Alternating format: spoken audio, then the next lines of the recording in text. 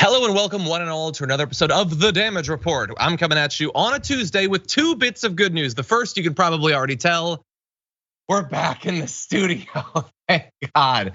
I mean, I love my house, I love being in it, but this is better for the purposes of the show. But much more important than that, forget the studio, Nina Turner joins us. Nina, how's it going? It's going, John. I'm happy you're back in the studio. That makes you happy, makes me happy. I'm just happy. I'm happy for myself. I'm more happy for Anna Kasparian, who has had to deal with so many like audio issues that nobody can figure out what's causing them. And there's nothing more frustrating than a problem that is nobody's fault and can't be fixed. And so for her mental state, I'm glad that we're back in. And also it's easier for everyone. It's easier for our producers, easier for our graphics people, easier for our editors. And so thanks gods. But anyway, very excited for that. Very excited to have you joining us because we've got quite the rundown for today. Yes, we do. We do. Donald Trump has a case of he asked for something, now he's got it, and it turns out he don't want it. We'll give you all the details in just a bit. Some petty business involving the Queen's funeral. Ron DeSantis starting to sweat over his stunt that he thought was such a great idea. And we've given Biden credit on a couple different things over the past month or two. I've been enjoying Dark Brandon, I'm not gonna lie to you, but a couple of big missteps in the past week that we need to talk about. So we got that, we got Herschel Walker finally being honest about who he is, and a whole lot more besides, let alone in the aftermath. So if you're here right now, hit the like button so that people know we're live. It'll send out all the notifications and everything. And if you wanna send us any comments, tweets, or super chats, Nina and I will respond as we go. But with all that said, Nina, you ready to start the show? I am. Okay, let's do it. I'm actually like really excited for this first story. So let's do it. Oh wait, do we have like all of our B-roll again? Is that a thing again? We do? Okay, then let's do it. Let's put up some B-roll. Let's have some production value up in here. I like it. Okay. Donald Trump thought he had a great idea. Okay, he's stuck in this issue with the FBI in Mar-A-Lago. It looks really bad because he definitely committed hundreds of crimes. But he had a judge, Judge Cannon, who he appointed and set up a bit of legal protection for him. And then he got the special master, not just a special master, the special master he wanted, Raymond Dearie. And now, like 24 hours into the special master doing the work, all of a sudden he wants to tap out and he's not liking what's happening. So here's what it is. It's a really simple wrinkle. It was definitely going to come sooner or later. And here is how unprepared he and his legal team were for it. The court appointed special master Raymond Dearie, reviewing documents seized during the August 8th search, has asked the former president to disclose details about any materials he claims to have declassified before calling them his property. Okay? Seems like a pretty core concern. You took a bunch of documents, you say, nuh-uh, they were declassified, so I can't be in any trouble. And so he said, oh, show me some evidence of that. And they don't like that at all. They really, really don't. Trump's lawyers have expressed concern that Dearie is posing questions about the documents that the judge, Eileen Cannon, who appointed Dearie, has left unasked. I don't even know what that, so? Yes, he's doing the investigation, not the judge. There are gonna be some questions that the judge couldn't ask. But that's their first concern. They argue that Trump might be left at a legal disadvantage if he answers these questions at this stage of the process. They've repeatedly suggested, bear in mind, in court filings that the former president could have declassified the documents, but they have not notably actually asserted that he has done so. So they don't want to provide any details about declassification, even though they keep saying he could have done it. But we're not saying that he did it, except, and this is a very important additional wrinkle, Trump has said publicly that he declassified it multiple times. So he has said that he's declassified it. His legal team refuses to say whether he did or not. And Raymond Dearie's like, so could we just confirm this for, like, finally, could we get around to whether you actually supposedly confirmed that declassified or not? And so Nina, this feels like the core concern. It's not, even if he did declassify it, it's not the winner that he thinks, and we'll get into that. But if you can't provide this information, what is your defense at this point? Because most likely, John, he did not declassify these documents. And lo and behold, the special master is doing his job. Do tell. I think Donald Trump, Mr. Trump, President Trump, former president, he just thought that the special master was going to roll over and not do his job. Well, he's doing his job and he's asking questions that they should be able to easily answer. I tell you, John, I would never, I mean, not that I would, but being a Trump lawyer has to be one of the hardest jobs in the universe. Yeah, I'm not a lawyer, bear in mind, I don't know all that goes into like prep for like a case or whatever. But like the first question that the guy asks you, your legal defense can't be Homer backing into the bush. Like you're gonna have to talk to him and you're gonna have to defend this eventually. Now, they think that they've got sort of a clever way to at least delay on this. So they say, and this is filed just yesterday, so this is breaking like as we speak, the developments. And and by the way, Raymond Deary might be making possibly some statements later today. Trump's lawyers wrote that they don't want Deary to force Trump to, quote, fully and specifically disclose a defense to the merits of any subsequent indictment without such a requirement being evident in the district court's orders. So they're saying Trump could be indicted over this. That doesn't mean that they think it's super likely, but they're certainly preparing for it.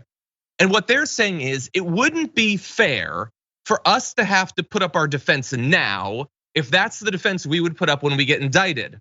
And that, I think, maybe to many outsiders seems like a reasonable thing to claim, but that is so unreasonable. Literally, the only level of the defense that needs to be disclosed is there literally any evidence that you declassified this? It's not, how are you gonna present the evidence? In what order are you gonna pull a My Cousin Vinny and get an outside? No, literally, is there any reason to believe that you declassified this? And they're like, I would really prefer not to say, actually. So this is coming off incredibly pathetic, Nina. And that's not really surprising, but I don't envy Fox News having to spin this later today. Oh, but they gonna spin, John, where there's a wheel to spin, there is a way. They will spin this. But absolutely, I mean, you really laid it out. It is, if it wasn't so serious, it would just be comical again, having to deal with Trump himself. And you know what? Be careful what you wish for. They wanted this special master, they asked for it, they got it, and now they're shaking in their boots over what may or may not happen. But the way you laid it out is just simple. Did you or did you not declassify? We haven't even got to the complicated stuff yet. Yeah, no, 100%. Yeah, no, you're totally right. Everybody loves the F around part of it, but when it comes around to the find out, suddenly they're not as interested anymore. That's the way that it always works. Yeah. And so Deary is gonna meet later today with lawyers for Trump as well as prosecutors for the Justice Department. I don't know if anything will come out of that. What might come out of it is just some insane bleats from Trump's Truth Social. I don't know. And I don't think that they're gonna clarify the declassification thing today. That seems like too early, but I'm hoping for information along the way. And I have one very important good bit of news for you. I have been worried, I think as a lot of people have been, that this might get dragged out. Judge Cannon was like, Deary's got to do his work by November 30th, I think it was. And then who knows like how much longer after that, we have to wait to actually get the results. And here's the thing, apparently it might be done quite a bit sooner than that. And so much sooner that maybe it'll happen before an important line in the sand politically. So let me give you the details. So Trump's lawyers, in addition to complaining about having to actually defend him, which I get it, I don't want to work either. They also quibbled with Raymond Deary's proposed deadlines, contending that his draft plan, quote, compresses the entirety of the inspection and labeling process to be completed by October 7th, 2022. Now, again, not a lawyer. It's possible that there are phases that come after that might drag it out. But some portion of it will be done, not November 30th, but October 7th, which I did the research and that's before the midterms. So I think that that's exciting. Now, they're not happy about that. They want to drag this out as long as possible. And here's how they argue for that. They say, we respectfully suggest that all of the deadlines can be extended to allow for a more realistic and complete assessment of the areas of disagreement. But think about how ridiculous that is. This is not a complex thing. This is not breaking down all of the themes of war and peace and all that. Did you declassify it or not? How much time does it take to confirm that? Either you've got the documentation, which, spoiler alert, they literally cannot have the documentation. Not in all the cases, because some of these documents he had no legal right to declassify, even if he went through the actual procedure, which I would bet basically every cent I have he didn't. So that's a fun little spoiler alert for you. But anyway, like now they're complaining about it being done expeditiously. Nina, if you'd been accused of stealing all of these documents from like Bernie Sanders' campaign or something, wouldn't you want to wrap it up quickly? I would. Now, why you had to use that as an example? I'm hurt. I'm crushed. I'm not gonna recover from this. You'd never. I'm not coming back to the rundown over it. No. You never. We trust you with any documents. No, absolutely. You would want it over quickly, but they have a rationale to delay, deny, delay. That is the defense. Deny and delay. Yep, 100%. And so they're like, I forgot. There's other things that they have a problem with. So super fast. So those are the main two complaints. Those are the most significant ones. Here's 3 and 4. Okay, so the third one is they also raised concerns, Trump's team, about Deary's request for information about whether any subsequent Fourth Amendment litigation filed by Trump, which they've sort of hinted that there might be over what was seized, to reclaim the documents should be filed with the magistrate judge who authorized the search in the first place, Bruce Reinhart, who Trump has assailed without basis as biased against him. He said that the guy is totally biased. If you zoom out a bit, right-wing media has launched any number of anti-Semitic attacks. They've literally photoshopped Bruce Reinhart as getting a foot massage with Ghislaine Maxwell. So they already are deranged when it comes to this guy, and he might be the judge weighing in on any Fourth Amendment lawsuits that come. Also, Trump, it's tomorrow, I believe, is going to be starting the process of trying to convince an appeals court to not overrule Judge Eileen Cannon's argument. Because as we move forward with the special master process, remember the DOJ is technically appealing this as well. And so that's another wild card. So at this point, Nina, I don't know exactly how this is gonna go. I don't know the timeline upon which it's gonna proceed, but it is exciting. And I wanna make sure that we have a steady supply of popcorn as we proceed on this thing. Absolutely, John. What happened to that special dragon crystal ball you have? What do you mean you can't see? You don't know what's gonna happen next? Well, we know he did it, but. Yeah, I know. Yeah, we don't know that, but delay, deny, and smear at this point, given the last point that you made about what they're trying to do with the person that may eventually be the one looking at the Fourth Amendment. That is the specialty of Mr. Trump. Yeah, 100%. And while I think it's pretty safe to say that the vast majority of Trump supporters don't care. There's nothing that'll come out of this that will convince them to do anything except maybe make them love him more. But I do wonder if Ron DeSantis is watching, waiting, wondering, is this potentially going to hurt? Not Trump with the base, but maybe the donors will get a little bit more nervous about a second Trump term. Maybe some of the more establishment Republicans will get a little bit more nervous about it. Is this really what the Republicans need going into 2024? Ron DeSantis, by the way, is generating his own massive potential legal liability. We'll get to that after the break, but maybe he'll seem comparatively like a safe bet. I don't know, what do you think? I don't know, John. From your lips to God's ears, I am. Well, no, not him a safe bet. He worse than Trump in a way because he thinks he's slick. You know, Trump is just out there being who he is. DeSantis, I think, is a lot more dangerous because there's a difference between the fox and the wolf. You know, you're gonna get jacked up by both, but at least with the wolf, you know where the wolf is coming from. DeSantis is a fox and just no good. So yeah, I just want him. Yeah, I can't wait till we get to the story about him and the migrants a little later in the show. 100%. We've got one ridiculous little tidbit to gnaw on just briefly. Before that, though, let's jump to what I am ready to declare on Tuesday. I know it's early, as the dumbest thing we'll have to talk about this week. Let's launch into it. Donald Trump is super petty, you know that, and he's super salty over the fact that when big international events occur, nobody cares at all that he used to be president. They're not interested in him being there, and that includes the funerals of queens. So when Biden got invited to the Queen's funeral, Donald Trump decided to have a little hissy fit on Truth Social about it. Bleeding out, in real estate, like in politics and in life, location is everything. Because as if you're watching this, you'll see Biden's seat wasn't at the front. And as we all know, what's the point of going to a queen's funeral if you don't have front row accommodations or something?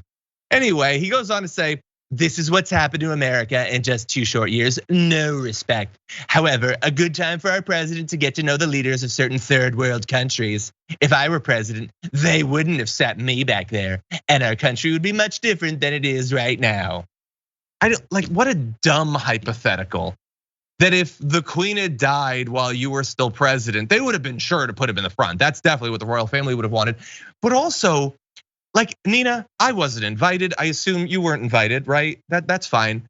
I assume that like family members and high-ranking UK-ish type people are probably sitting in the front rows. I don't think, like, Biden's cool or whatever, he's the president. But why would he be in the front row? And why does it matter what row he's in? What do you think? Trump is selfish as hell. I mean, this is not the time nor the place. It is not about him, but you see how he is very good at trying to make everything about him.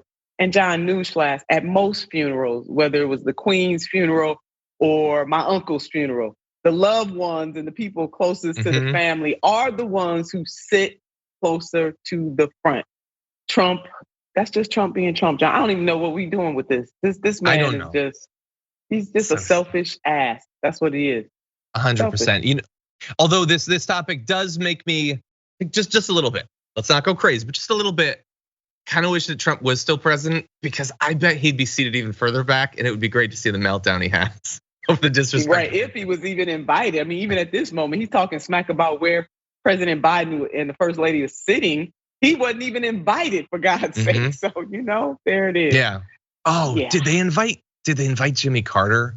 Oh, I wonder if they invited Jimmy Carter. That would be fun. But anyway, absolutely he is ridiculous. The king of petty, though. Yeah, he should, at this point, I would say he should be a little bit less worried about him getting seats at the Queen's funeral and him setting up like that. Literally anyone would want to go to his funeral, which can't be more than 5 or 6 years away. So anyway, that's just a prediction. That's all that is. Anyway, with that said, we're gonna take our first break. And when we come back, we gotta return to this migrant stunt that Ron DeSantis and Abbott of Texas are pulling. DeSantis starting to seem a little bit nervous, maybe, about the reaction, the legal reaction to this. We'll give you all the details and more after this.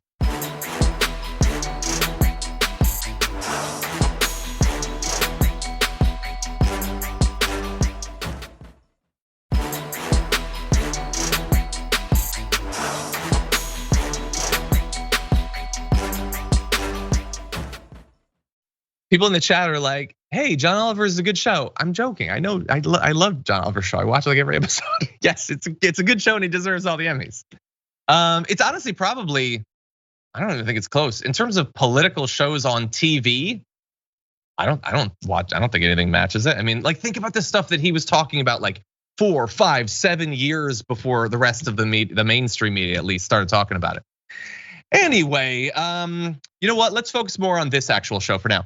With that said, why don't we turn to a topic I know Nina is excited to talk about, starting with this.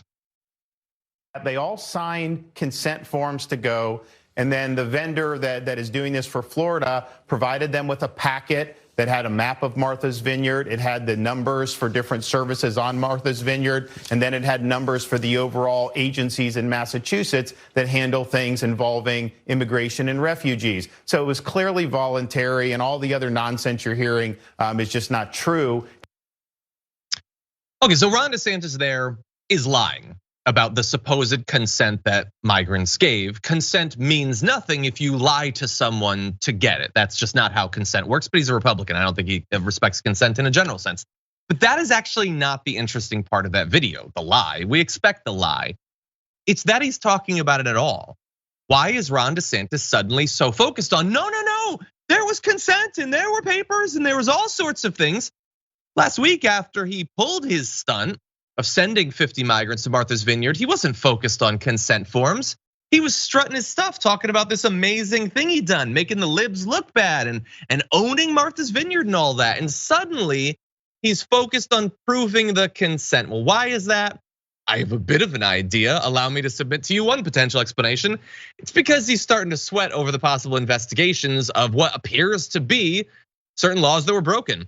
In fact, Sheriff in San Antonio, Bexar County Sheriff Javier Salazar tweeted this. I've officially opened a criminal investigation against the individuals who lured and transported 48 migrants from the Migrant Resource Center in San Antonio to Martha's Vineyard. If you or someone you know has been impacted, he puts his email right there. Now, that's a sheriff in San Antonio where the migrants were bamboozled into agreeing to this.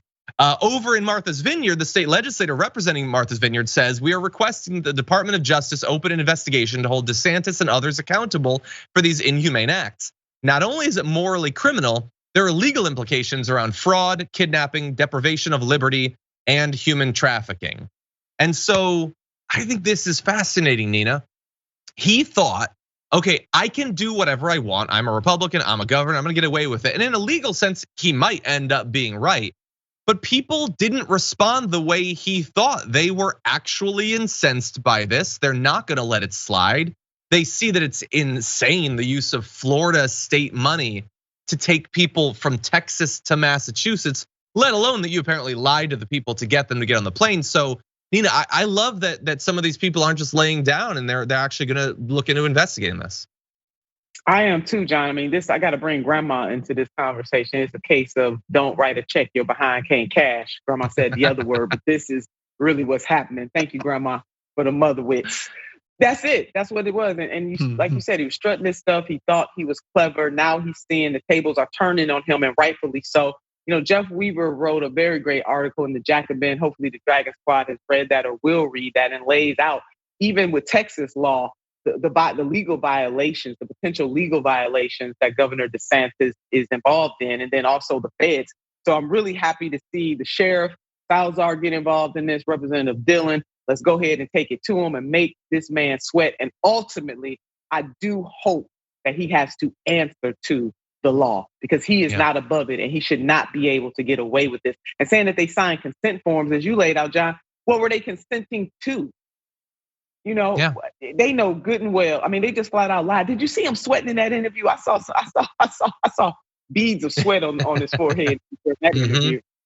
Yeah, no, 100%. Like consent means more than just getting. You can't hold a gun to someone's head and have them sign a contract, and you can't lie to them about the implications of signing it. If you promise certain benefits and those don't exist, you never intended to give those, then that is not actual consent. That's not true consent. You willingly, intentionally deceive these people. And I want to read a quote from the Sheriff Salazar, who said, "What infuriates me most in this case is that we have 48 people who are already on hard times. They're here legally, and I believe they were preyed upon." Exactly. But again, what the sheriff is doing there is seeing these 48 people as people. And that is something that neither Ron DeSantis or Sean Hannity, who he was on with, ever stopped to do. And they're gonna betray that in a little bit. I'm gonna read a quote from Sean Hannity. But just to be specific, because I've made some like vague claims about this, they were promised 8 months of cash assistance, employment services, housing assistance. There was never any intention to give them any of that. And who the hell thinks that they would get on that plane if that stuff hadn't been offered? I'll tell you who doesn't think that, Ron DeSantis, which is why they lied to them, because they thought they needed to trick them to get on the plane, assuming that those people would just, I don't know, whatever, they'll go in the woods or something, who cares, they're not real people, and we'll just get our photo op out of it, and it'll be really awesome, Nina Turner. I feel like he's supposed to be savvier and wittier than Donald Trump. I feel like that's as much as he thought about this. That is, and you know, where are all the fiscal conservatives raising hell about the waste, how this governor just wasted taxpayers' dollars in this way? Where are they at on this? Yep, 100%. All that money, I think it was like specifically on this flight, I think it was like $60,000 to $70,000. Like that could have gone to chartering a plane. Yeah, I mean, really? You know, charter an airplane to do this? I'm gonna look into it. I think there might be people in Florida who could have used that money. I'm not sure, maybe everything's cool in Florida, but I'm gonna look into it. And I suspect there might be some people who could have used help, even conservatives who could have used help. But anyway, we'll see. I wanna turn to a slightly different angle on this though. I've been noticing a trend with Republicans, usually in defense of Donald Trump, but Ron DeSantis is gonna get into it too, which is literally anytime they're accused of something that they actually said or actually did, they have this knee-jerk need to very specifically turn it around on the other side. It's like clockwork. You know it's gonna happen as soon as a claim is made. And so Ron DeSantis has been accused of using migrants in a cheap racist political stunt. And so what is he gonna have to do? Well, he can't let the stunt thing stand. He needs to turn it around. Take a look at this.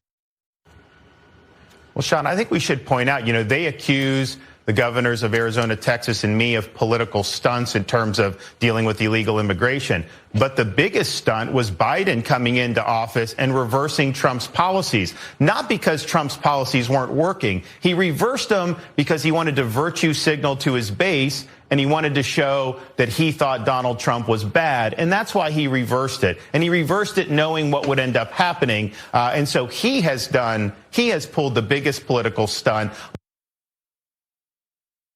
How is that a stunt?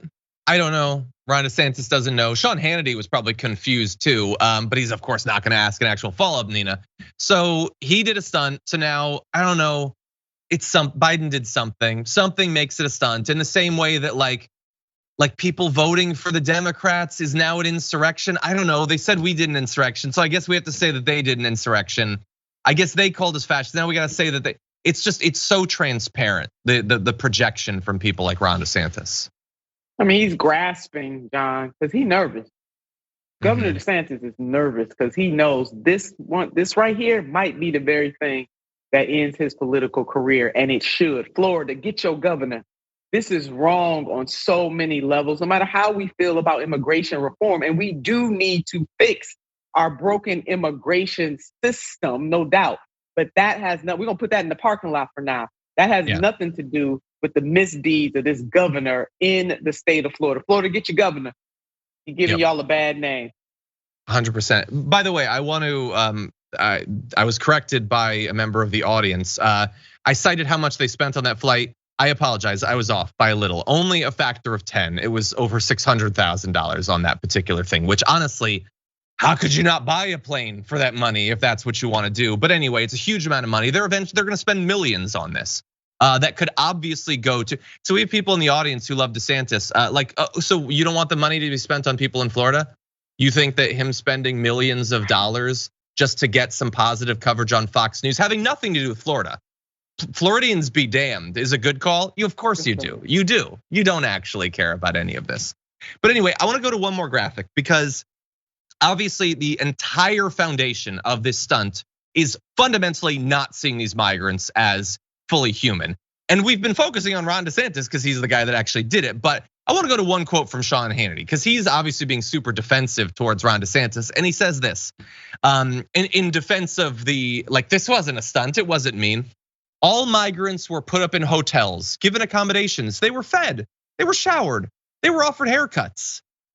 No, but think for a second what you have to really think about these human beings to say that. Who the hell cares that we flew them somewhere else? We gave them a sandwich, we cut their hair, we even bathed them. And now you think we need to show them more respect than that? He really thinks if you wash someone off and give them an apple, then whatever happens after that is totally fine. There is just such a deep-seated disrespect and lack of compassion and empathy for other people, strictly along artificially created racial lines. Definitely, John. I mean, his bigotry is so bright, shining so brightly, unfortunately. But this is Sean Hannity. We should not be surprised. I mean, treating these people as though they don't matter, they don't count, and crumbs from the master's table, because that's what a haircut is. That's what feeding them is, compared to doing things that are necessary so that their material conditions can change in their lives for them and also for their children. So Sean Hannity is a bigot, and 100%. He proves it over and over again. 100%.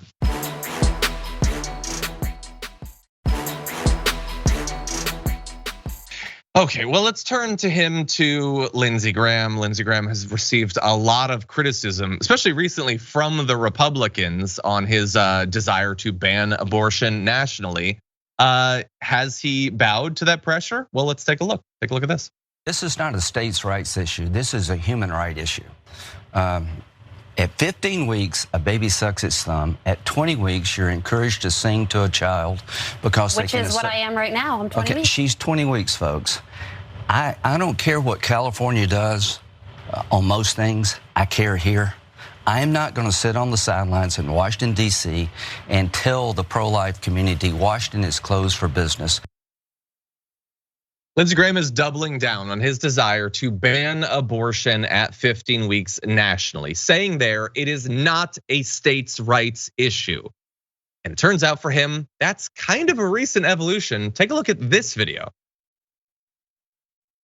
Saying that the 2015 Supreme Court decision that made same-sex marriage the law of the land nationally should be overturned? No, I am saying that I don't think it's going to be overturned. Nor should it be? Well, that'd be up to the court. The reasoning, I think, could be attacked, but the point I'm trying to make is I've been consistent. I think states should decide the issue of marriage and states should decide the issue of abortion. And there it is. Not only saying that the states should be the ones to decide, but cloaking that position with, I've been consistent.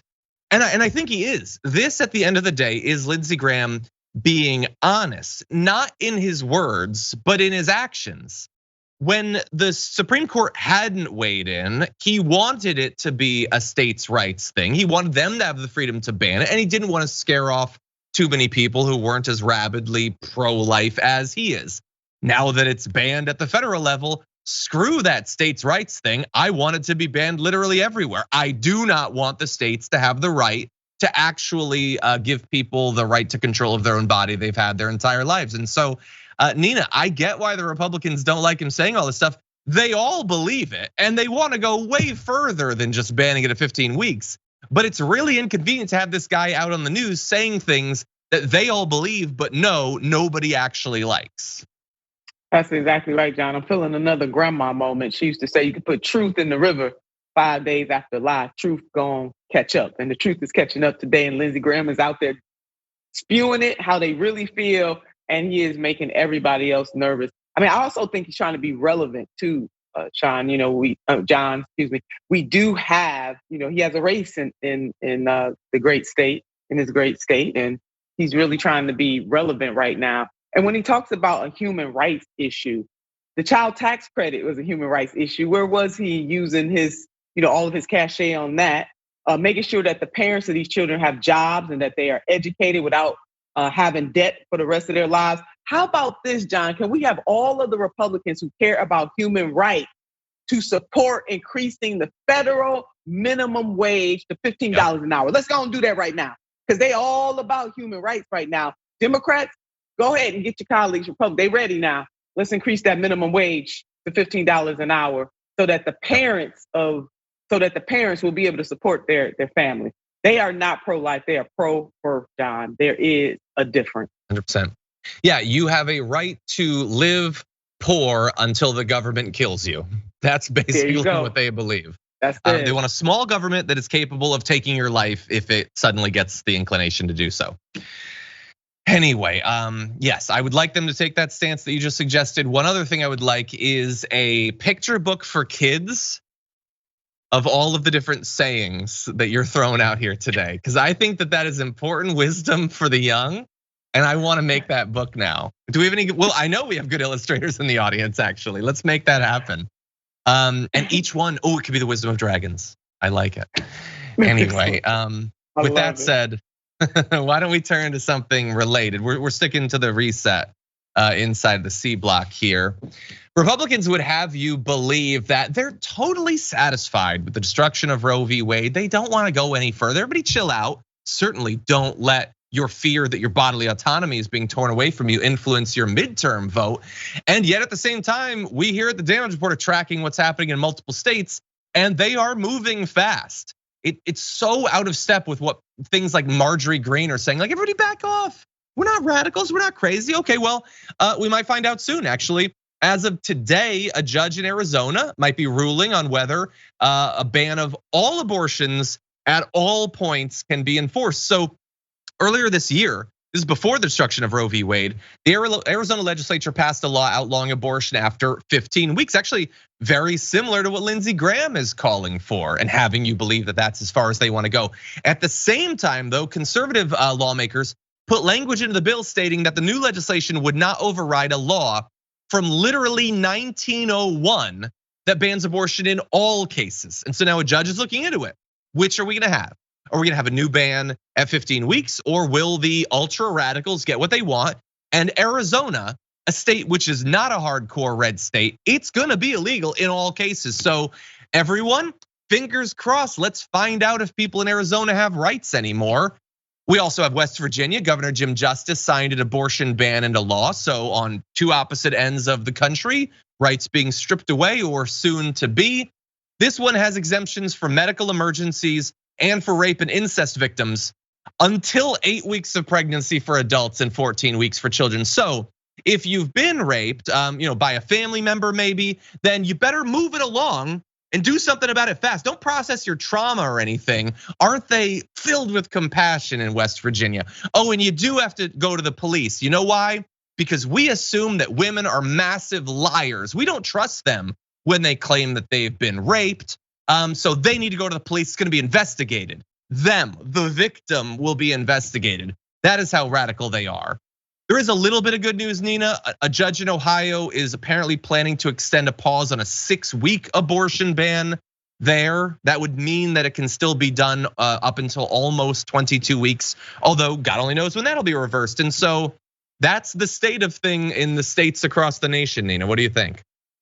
I mean, Roe v. Wade set off this firestorm. We're not surprised. I am definitely happy about what the judge did in Hamilton County. The largest city in Hamilton County is Cincinnati, just so people can have a little geography on that. It's the great city of Cincinnati. But yeah, I mean, this is what is happening all across this country. And this is another reason why, John, I believe, and so many others, not just me, that we need to expand the United States Supreme Court. Because these kinds of things, it's Roe v. Wade today, it'll be other things. We know that the justices have already put out there some other things that they want to turn around and take us backwards. And we got to do something about it. We got to be able to fight back. And one of the best ways to fight back is to expand the United States Supreme Court one way. And they don't even get me started on the filibuster. So 100%. Oh, yeah. I sigh. Codify Roe. How about that? We could do that. So there we are. And John, I want to say I missed when I talked about Lindsey. Lindsey Graham already went through a race. I was thinking about the great state of Kentucky when we were talking. I mean, I see. I was thinking about Charles Booker taking on Rand Paul in that moment. So please excuse my synapse lapse there. I thought you were talking about his next race. So don't even worry about it. I get what you're saying. Okay. Yeah. Oh God, having it so close to home must be rough. But at least for now, pause. So that is good. Okay, with that said, I think we should take our second break. We come back. Dark Brandon, he's been getting a lot of buzz recently, but also behind the scenes making a few bad decisions. We're gonna reveal those after this.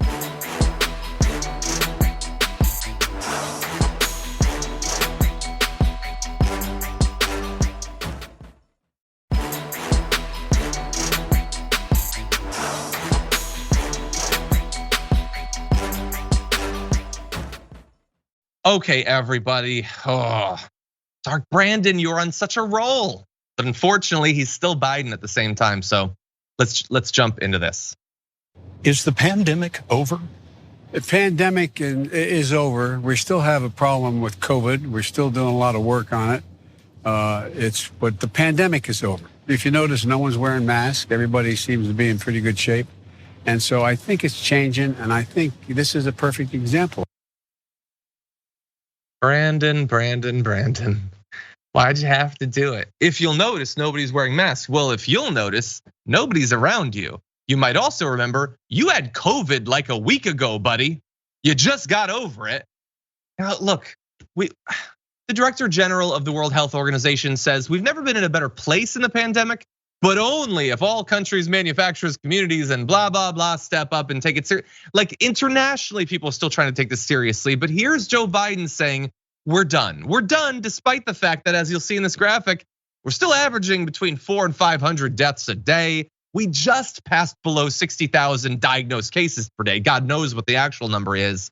And so to jump out there, I know the political calculation that he seems to be making, Nina, but this is literally the last thing we need when we still have so many people getting sick, so many people dying, and so many people suffering from long COVID.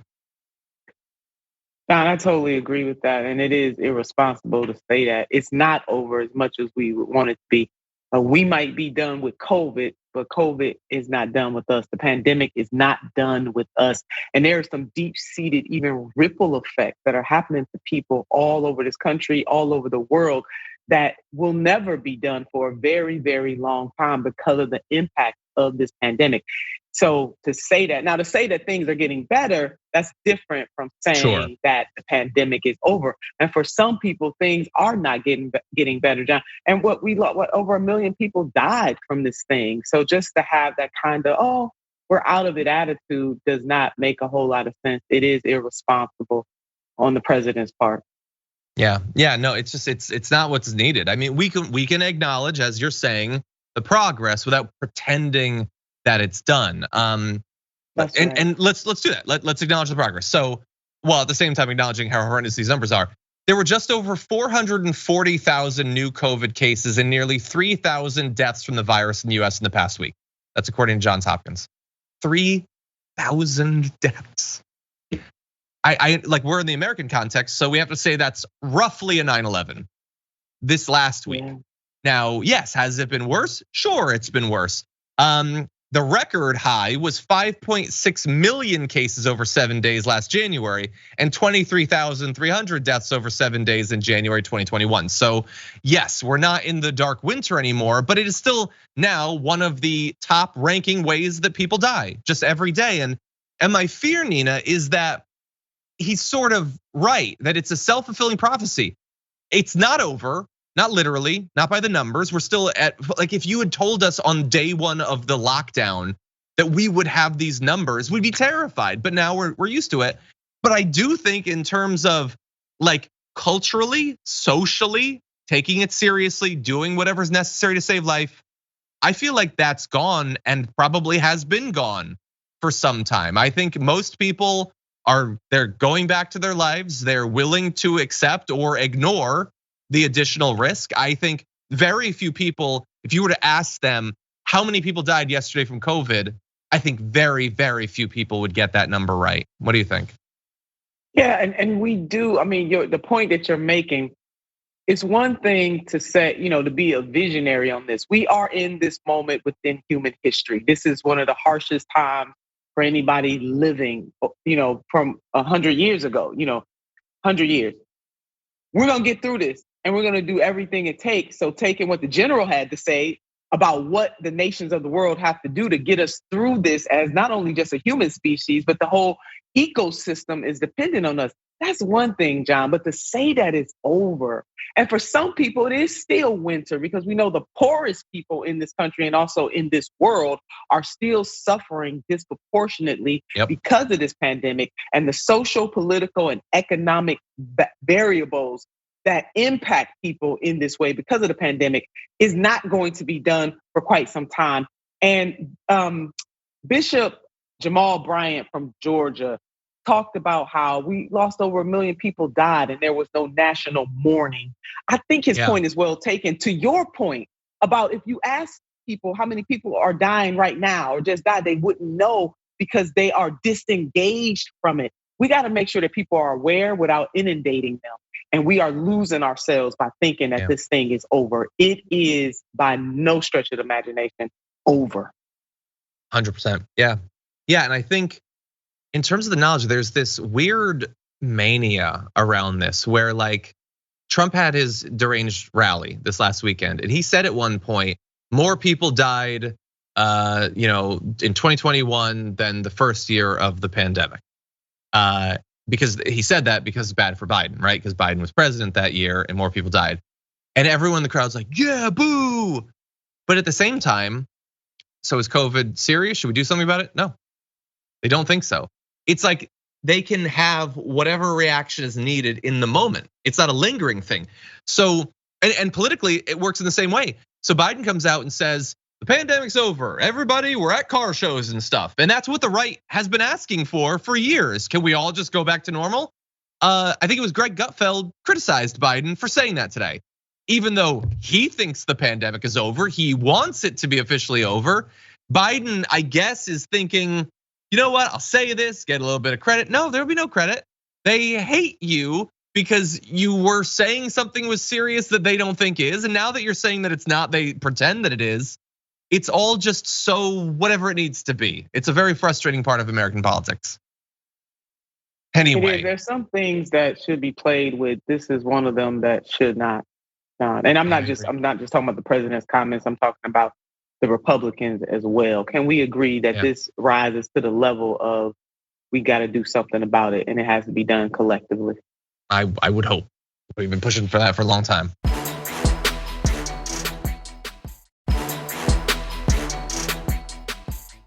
Okay, with that said, we're gonna move on to the next bit of this block. We're gonna close with Herschel Walker. That's gonna have to wait for the aftermath. So if you're not watching the full show, that'll be available on YouTube soon. But for now, why don't we jump into this? And completely finished our original border wall plan. It was all done, and then we said, let's add 200 miles more. And we had that almost finished, and then we had the rigged election, and in 3 weeks, it would have been finished, and they said, we're not gonna finish it. And that's when I realized there's something wrong when they didn't want to finish the border wall.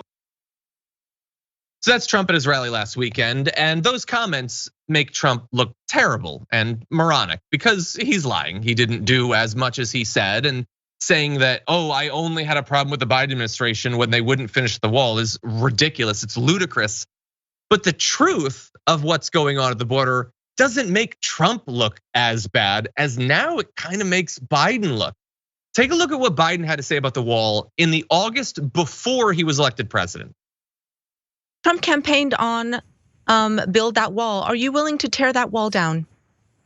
No, there will not be another foot of wall constructed on my administration.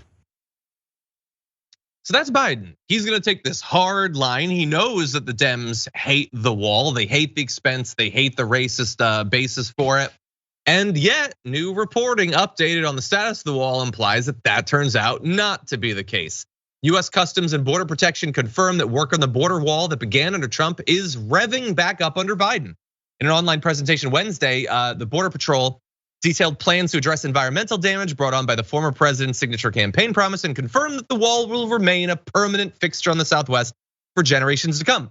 They're gonna be repairing gates and roads, filling gaps in the wall that hadn't been constructed back when Biden became president. And when asked if CBP envisions a day when the barriers might be removed, the agency says, no, we don't. And so the construction, the maintenance continues despite the claims by Biden, despite the fact that Democrats hate it, Nina. What do you think? Hypocrisy, John. For those people who believe truly, like just they believe it's not a political ploy, that the wall should not be there, then if that's what you believe, neoliberals, if it was wrong when Trump was doing it, Trump administration, then it's wrong when the Biden administration is doing it. But you're not gonna hear neoliberals say a mumbling word because it's their team that's doing it. So they're gonna be quiet. At least the CBP was honest enough to say, no, it's not gonna stop, it's gonna continue. So this is nothing but flat out hypocrisy, John, at this point.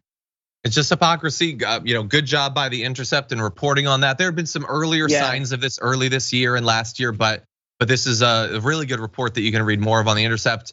And it's disappointing. It's disappointing because of the substance of what's happening, the cost of what's happening, and also because we've been led to believe recently that Biden had become Dark Brandon, and yet he's not laserizing down the wall or whatever. In fact, I have a plan. I would put the Republicans between a rock and a hard place. I would tell Republicans all across the country, you guys have these fantasies of using high-powered military equipment. I'm gonna let you. I'm gonna let you use a rocket launcher. I'm gonna let you use a tank. I'm gonna let you use a mortar. I'm gonna let you use whatever you want, but you have to shoot at the wall. And you will see the sweat start to pour down their face. I wanna shoot that thing, man. Put them in that position. That's Dark Brandon. Anyway, unfortunately, that's all the time we have. So unless you're watching on Twitch and YouTube, then there is more show coming with me and Nina Turner. So don't go anywhere. We'll be right back.